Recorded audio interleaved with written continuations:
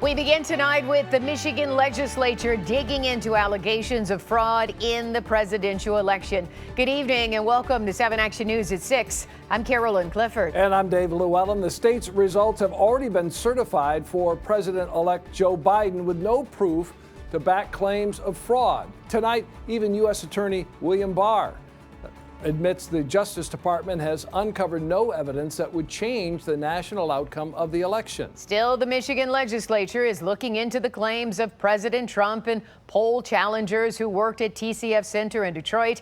7 Action News reporter Jim KIERTZNER has their testimony before a Senate committee.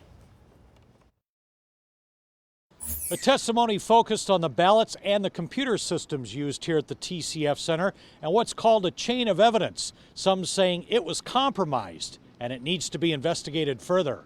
Everything that happened at that TCF Center was fraud. Every single thing. Dead people were voting. For several hours, the committee heard from TCF observers and challengers who've signed affidavits about what they saw.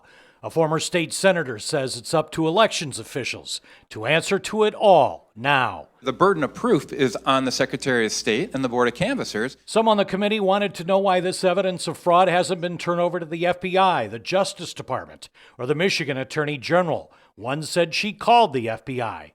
Several said they were intimidated and escorted out trying to watch the vote counting. Another senator asked why President Trump isn't requesting a full recount. It seems pretty clear to me that they know that a recount would mess up their current strategy, which is just to throw up a bunch of smoke and mirrors. We need some evidence. We need some proof. Another TCF challenger testified he analyzed some 30,000 Detroit ballots.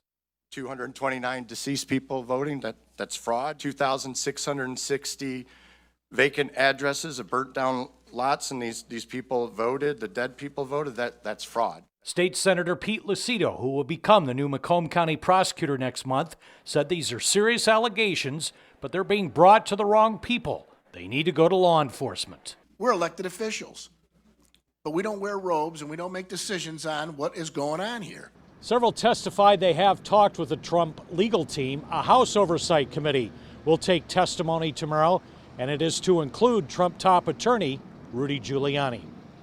In downtown, Jim KIERTZNER, 7 Action News.